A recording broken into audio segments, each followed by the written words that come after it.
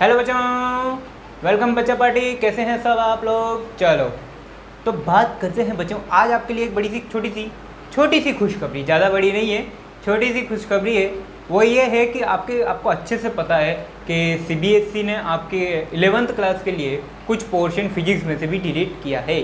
तो जो portion physics में से डिलीट किया है, आज हम उसके बारे में थोड़ा सा बात करने वाले हैं। ठीक है, तो मैं आपको आगे वीडियो में 11th की पूरे फर्स्ट से लेके 15 नंबर चैप्टर तक कौन कौन सा पोर्शन डिलीट किया है, कौन सा पोर्शन हमें पढ़ना है, वो सारी बात आज हम डिस्कस करेंगे। ठीक है, तो आज का जो लेक्चर वीडियो है ये सिर्फ इसी के बेसिस पर है कि कौन सा पोर्शन डिलीट होगा या कौन सा पोर्शन डिलीट नहीं हुआ है। बट बच्चों, ये जो डिलीटेड सिलेबस है ये सिर्फ और सिर्फ आपके स्कूल एग्ज़ाम के लिए है। किसके लिए है?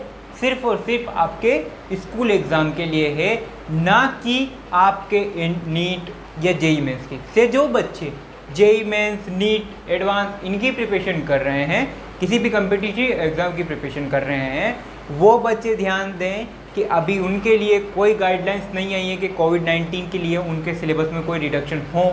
ठीक है, ये सिर्फ और सिर्फ आपके स्कूल एग्ज़ाम के लिए है, जो किसके लिए है? कोविड-19 की वजह से। ठीक है, तो आप अगर मेरी बात माने तो आपके 11th में क्या है, इतना बड़ा पोर्शन नहीं है। ठीक है, और ना ही आप पर इतना प्रेशर है। तो आप सभी लेक्चर्स को पढ़ें, ध्यान से पढ़ें।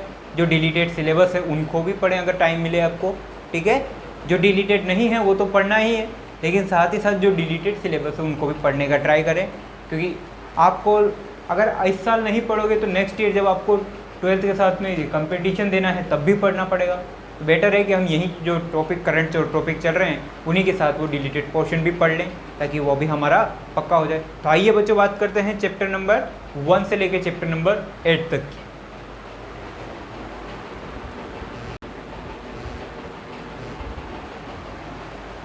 ठीक है बच्चों, तो 11th की जो आपकी फिजिक्स है उसका पार्ट एनसीईआरटी का पार्ट फर्स्ट की बात करें तो आपके पार्ट फर्स्ट में कितने चैप्टर आते हैं? 8 चैप्टर आते हैं। तो चैप्टर नंबर 1 की बात करें, दैट इज़ फिजिकल वर्ड। तो इसमें से रिड्यूस सिलेबस क्या है? Physics, scope, nature of physical law. ठीक है, तो इसे physics, physical technology, physical scope वगैरह वगैरह।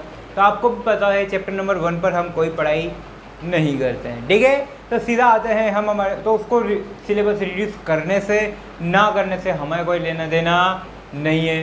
बात करते हैं चैप्टर नंबर 2 की। किसकी?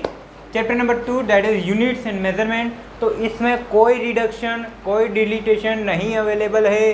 उन्होंने कोई इसमें डिलीटेशन नहीं किया, क्योंकि इसमें डिलीट करने का कोई ऑप्शन था ही नहीं उनके पास। ठीक है, सारी चीज़ें काम की है इसमें से। अगर एक भी चीज़ को स्किप कर देते वो, तो आगे की पूरी फिजिक्स पर इफेक्ट पड़ता। ठीक है, लाइक जैसे आप यूनिट्स ले लो, डायमेंशंस ले लो, हैं, सिग्निफिकेंट फिगर्स ले लो, एरर ले लो, ये सभी पूरी फिजिक्स में काम आने वाली चीज़ें हैं। तो इसमें से कोई भी डिलीटेशन यहाँ पे नहीं किया गया। बात करते हैं मोशन इन 1D यानी straight line motion. Motion in 1D यानी स्ट्रेट लाइन में से तो इन्होंने सब कुछ, लगभग इसमें से पूरे पोर्शन में से सब कुछ गायब कर दिया है। जैसे फ्रेम ऑफ रेफरेंस है वो इन्होंने गायब कर दिया है। पोजीशन टाइम ग्राफ पूरा इन्होंने स्किप कर दिया है। स्पीड एंड वेलोसिटी ये भी इन्होंने इसमें से डिलीट कर दिया है। ठीक है, अगेन बात करें चैप्टर नंबर 4 की, that is motion in plane. तो आपको अच्छे से पता है कि जो चीज़ मैं स्ट्रेट लाइन में पढ़ता हूँ वही चीज़ मैं मोशन इन प्लेन में भी पढ़ता हूँ। तो जो चीज़ उन्होंने यहाँ से स्किप की है वो चीज़ हम कहाँ पढ़ लेंगे? मोशन इन प्लेन में। हमारे चैनल पर जो वीडियो अपलोड किए गए हैं मोशन इन 1D के लिए, वो पूरा कंप्लीट पैकेज है। ठीक है, उसमें से मैंने कोई भी वो हमने पहले ही अपलोड कर दिए थे। जब आपका ये 7 जुलाई वाला जो नोटिफिकेशन आया है, जो न्यूज़ आई थी, उसी से पहले हमने उनको अपलोड कर दिए थे। उसमें कोई डिलीटेशन नहीं है। तो बच्चे जो एनसीईआरटी के हिसाब से प्रिपरेशन कर रहे हैं वो चाहें तो उस लेक्चर को ना देखें, कोई दिक्कत नहीं। मोशन इन प्लेन में कोई भी उन्होंने रिडक्शन नहीं किया है। कंप्लीट चैप्टर आपको पढ़ना है। ठीक है, बट अब जैसे यहाँ से वेलोसिटी, डिस्टेंस, डिस्प्लेसमेंट ये सब उन्होंने कैंसिल किया है, डिलीट किया है। तो ये सारी चीज़ कहाँ पढ़ लेंगे? मोशन इन प्लेन में पढ़ लेंगे। बात करते हैं laws of motion, chapter number 5, Newton laws of motion. तो न्यूटन लॉज ऑफ मोशन में से इन्होंने लगभग पूरा चैप्टर जो है फिनिश कर दिया है बच्चों। इन्होंने सारा फोर्स का जो इनिशिएटिव कंसेप्ट था, जैसे कंस्टेंट मोशन हम पढ़ते थे वगैरह वगैरह, तो ये सब चीज़ इन्होंने डिलीट कर दी। दूसरी बात, न्यूटन के तीनों नियम इन्होंने डिलीट कर दी। न्यूटन फर्स्ट लॉ इन्होंने डिलीट कर दिया, न्यूटन सेकंड लॉ इन्होंने डिलीट कर दिया, इन्होंने न्यूटन थर्ड लॉ भी डिलीट कर दिया। थोड़ा बहुत जो अच्छा सा टॉपिक था that is motion and impulse, that is motion and impulse, तो वो भी इन्होंने डिलीट कर दिया है। ठीक है, तो इसमें से पढ़ना क्या है वो मैं बता देता हूँ आपको। चैप्टर नंबर 5 में पढ़ना क्या है वो चीज़ देख लेते हैं। इन्होंने तीनों लॉज डिलीट कर दिए, इन्होंने मोमेंटम डिलीट कर दिया है। ठीक है, आपको इसमें से सिर्फ और सिर्फ सर्कुलर मोशन पढ़ना है। ठीक है, सर्कुलर मोशन, और उसके बाद बचता है एक इक्विलिब्रियम ऑफ पार्टिकल, वो भी फोर्स से रिलेटेड टॉपिक है। ठीक है, तो हमारे जो वीडियो पर, हमारे जो चैनल पर जब हम वीडियो लेक्चर अपलोड करेंगे फोर्स के, तो हम कंप्लीट पैकेज पढ़ाए रहेंगे। उसमें से जब मैं पढ़ाते वक्त आपको बता दूंगा कि कौन सा पोर्शन डिलीटेड है, कौन सा पोर्शन अनडिलीटेड है, तो आप अपने अकॉर्डिंग, अगर आपको कंपटीशन के हिसाब से प्रिपरेशन करनी है तो आप पूरा पैकेज पढ़िए। अगर आपको सिर्फ और सिर्फ एनसीईआरटी के बिहाफ पे चलना है तो आपको मैं डिलीटेड पोर्शन बता दूंगा। ठीक है, वो डिलीटेड पोर्शन जो है चैप्टर का आपको सेपरेटली पढ़ना है। ठीक है, तो बात करते हैं next chapter number work power energy. इसमें भी कोई चेंज नहीं किया उन्होंने। ठीक है, अगली बात करते हैं रोटेशनल मोशन। तो रोटेशनल मोशन में statement of parallel and perpendicular theorem of and its application. तो जो पैरेलल एंड परपेंडिकुलर जो थ्योरम थी सिर्फ वही इन्होंने डिलीट किया, बाकी सारा कुछ सेम है। मोमेंट ऑफ इनर्शिया वही है, रोटेशनल मोशन पूरी वही है, सब कुछ सेम है, बस इन्होंने दो जो थ्योरम है इनको डिलीट कर दिया है। इसके अलावा अगर मैं बात करूँ तो चैप्टर नंबर 7 की, तो चैप्टर नंबर 7 में जैसे आपका सेंटर ऑफ मास है। ठीक है, motion of centre of mass, linear momentum of system particle, ये सारी चीज़ पढ़नी है आपको। ठीक है, बस इन्होंने 7.10 नंबर का जो टॉपिक है आपका पैरेलल एंड परपेंडिकुलर थ्योरम, ये डिलीट किया है। तो मैं इस पर एक सेपरेट लेक्चर बना देंगे हम, जब हम चैप्टर नंबर 7 पर आएंगे हमारे वीडियोस पर, तो मैं क्या करूँगा, सारे लेक्चर अलग चलेंगे और इस जो डिलीटेड पोर्शन है इस पर एक अलग से वीडियो लेक्चर बना दिया जाएगा। ठीक है, बात करते हैं ग्रेविटेशन की, तो इसमें केपलर्स लॉ और एक्सेलरेशन ड्यू टू ग्रेविटी बोले तो जी, उसको भी डिलीट किया है। बाकी सारा चैप्टर आपको कंटिन्यू पढ़ना है, इसमें ज़्यादा डिलीटेशन नहीं किया है।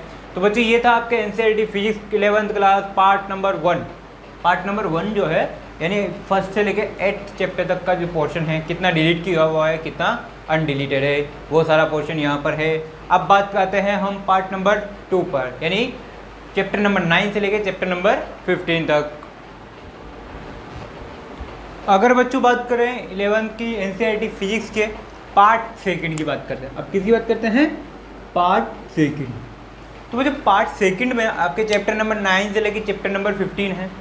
तो चैप्टर नंबर 9 की बात करें, that is mechanical properties of solids. Mechanical properties of solids में क्या क्या डिलीट किया, elastic behaviour, shear modulus of plasticity, जहर का ratio I mean Poisson ratio, ठीक है, इलास्टिक एनर्जी। तो ये जो मेन टॉपिक थे वो भी इसमें डिलीट कर दिए हैं। ठीक है, बात करें मैकेनिकल प्रॉपर्टीज ऑफ फ्लूइड, तो बच्चों ये एक सेपरेट यूनिट है। मैकेनिकल प्रॉपर्टीज ऑफ फ्लूइड्स क्या है, एक सेपरेट यूनिट है और बड़ी यूनिट है, तो इसमें से कुछ भी डिलीट करने का पोर्शन नहीं है, तो उन्होंने कुछ भी डिलीट नहीं किया, आपकी बात मानी उन्होंने। बात करते हैं थर्मल प्रॉपर्टीज ऑफ मैटर, जो अभी करंटली हमारा टॉपिक चल रहा है ना। एक तो क्या चल रहा है, मोशन चल रही है, और एक चैप्टर नंबर 4 चल रहा है, और एक chapter number 11 thermal properties of matter हमारा चल रहा है। हमारे चैनल्स पर आप चाहें तो देख सकते हैं। ठीक है, चलो, तो थर्मल प्रॉपर्टीज ऑफ मैटर में उन्होंने हीट यानी कैलोरीमेट्री पूरा डिलीट हटा दिया, टेम्परेचर वो भी हटा दिया, हीट ट्रांसफ़र वो भी हटा दिया, हीट ट्रांसफ़र हटा दिया, टेम्परेचर हटा दिया, हीट हटा दिया, यानी बचा गया भाई इस चैप्टर में 3 पोर्शन थे, कैलोरीमेट्री, ठीक है, टेम्परेचर और हीट ट्रांसफ़र, तीनों ही थे, एक थर्मल एक्सपेंशन था। तो इसमें सिर्फ और सिर्फ आपको थर्मल एक्सपेंशन पढ़ना है, बाकी उन्होंने पूरे चैप्टर में से कुछ भी नहीं छोड़ा। ठीक है, बात करते हैं chapter number 12 that is thermodynamics. तो थर्मोडायनेमिक्स में से उन्होंने हीट इंजन यानी कार्नोट इंजन और रेफ्रिजरेटर वो दोनों हटा दिए हैं, मतलब आप ना तो ठंडा पानी पी पाओगे और ना इंजन चला पाओगे, दोनों ही उन्होंने हटा दिए हैं। बाकी पूरा पोर्शन एज इट इज़ रखा है। थर्मोडायनेमिक्स में कोई खास चेंज उन्होंने नहीं किए। बच्चों यहाँ से ये हीट, टेम्परेचर, हीट ट्रांसफ़र ये हटाने का रीज़न इसलिए क्योंकि ये सारा पोर्शन हम कहाँ पढ़ने वाले हैं, थर्मोडायनेमिक्स में। ले देखिए ये वाला सारा पोर्शन हमारा कहाँ आ जाएगा, थर्मोडायनेमिक्स में, क्योंकि हर बार बात करेंगे हीट फ्लो, तो हीट कहाँ से कहाँ फ्लो होती है, हाई से लो, तो पूरी कैलोरीमेट्री में हमने यही बात करी है, ठीक है। तो ये सारा चीज़ वैसे तो अब हमारा जो सिलेबस चल रहा है वो थर्मल प्रॉपर्टीज ऑफ मैटर जो चैप्टर चल रहा है वो लगभग ख़त्म होने वाला है, ठीक है। कोई एक रेडिएशन टॉपिक बचा है, कन्वेक्शन बचा है, बाकी ये चैप्टर हमारा ख़त्म हो जाएगा।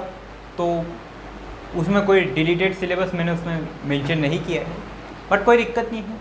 बात करते हैं next kinetic theory of gases KTG chapter number 13, इसमें कोई डिलीटेशन नहीं है। और इसी तरह से चैप्टर नंबर 14 जो ऑसिलेशन है उसमें भी कोई डिलीटेशन नहीं है। अगर बात करें chapter number 15 that is waves, तो वेव्स में 2 टॉपिक उन्होंने डिलीट किए हैं, that is fundamental mode and harmonics and Doppler effect. तो ये दोनों उन्होंने टॉपिक्स डिलीट किए हैं। तो चैप्टर नंबर 15 में 2 डिलीट किए हैं, और बचा क्या है वो मैं बता देता हूँ आपको ट्रांसवर्स एंड लॉन्गिट्यूडनल वेव पढ़ना है, डिस्प्लेसमेंट रिलेशन पढ़ना है, स्पीड पढ़नी है, प्रिंसिपल ऑफ सुपरपोजिशन पढ़ना है, रिफ्लेक्शन पढ़ना है, बीट्स पढ़ना है, डॉपलर इफेक्ट छोड़ देने का। लास्ट वाला टॉपिक है डॉपलर इफेक्ट, और बीच में कहीं पे आएगा फंडामेंटल मोड ऑर्गन पाइप वगैरह में और एंड हार्मोनिक मोड, तो वो आपको पढ़ने हैं। तो बच्चों ये था पोर्शन आपके 11th क्लास का जो CBSE ने 7 जुलाई 2020 की शाम को डिलीटेड किया है, ठीक है। तो बात करते हैं, लेकिन बच्चों ये सिर्फ आपके स्कूल एग्ज़ाम के लिए, ठीक है, यानी कि ये जो आपका डिलीटेड सिलेबस है इस आप जब आपके स्कूल एग्ज़ाम होंगे यानी 2021 सेशन के, जब आप 11th के फाइनल एग्ज़ाम दोगे तो वहाँ पर आपको इन टॉपिक से रिलेटेड कोई क्वेश्चन आपके एग्ज़ाम पेपर में नहीं मिलेगा, ठीक है। लेकिन नीट या फिर JEE मेंस या फिर आप JEE एडवांस की बात करो तो उनके लिए ये डिलीटेड पोर्शन में से क्वेश्चन आ भी सकता है और नहीं भी आ सकता है। दैट मीन्स उन्होंने अभी तक कुछ भी डिलीटेशन नहीं किया। NTA की इस पोर्शन से रिलेटेड कोई गाइडलाइंस नहीं आई है। तो चैप्टर नंबर क्लास 11th में इतना ज़्यादा पोर्शन डिलीट नहीं किया गया है, सिर्फ क्लास 12th में डिलीट किया गया है ज़्यादा पोर्शन, ठीक है। तो क्लास 11th में इतना कोई खास पोर्शन आपके डिलीट नहीं किया गया। तो बच्चों पढ़ते रहिए, पढ़ाते रहिए और हमारे लेक्चर देखते रहिए। आपको सभी लेक्चर्स जो है बारी बारी से मिल रहे हैं, टाइम टू टाइम सारी लेक्चर्स अपलोड हो रहे हैं, तो आप लेक्चर पढ़ते रहिए। और जो डिलीटेड पोर्शन है उसके लिए आपको इतना खुश होने की ज़रूरत नहीं है, ना ही आपको इसके लिए परेशान होने की ज़रूरत है, ठीक है। ये आपका सिर्फ कोविड-19 को देखते हुए पोर्शन डिलीट किया है, बाकी आपको ले दे के अगर आप कंपटीशन के लिए पढ़ने के इच्छुक हैं तो आपको ले दे के वापस से इसको पढ़ना पड़ेगा। इसलिए मेरे सजेशन माने तो आपको जैसे जैसे टाइम मिलता रहे अपने अकॉर्डिंग सूटेबल टाइम देख के इन सभी के लेक्चर्स देख लें। जो डिलीटेड पोर्शन है उनको ना छोड़ें, ठीक है। ये सिर्फ गवर्नमेंट का एक सजेशन है, ठीक है, गवर्नमेंट का एक डिलीटेड पोर्शन है ताकि आपको कोविड-19 के चलते आपकी पढ़ाई भी जल्दी हो जाए और आपके ऊपर इतना लोड ना पड़े, ठीक है। तो आज के लिए हम इतने ही करते हैं, आज का लेक्चर हमारा यही डिस्कस करते हैं, ठीक है। तो पढ़ते रहिए और पढ़ाते रहिए।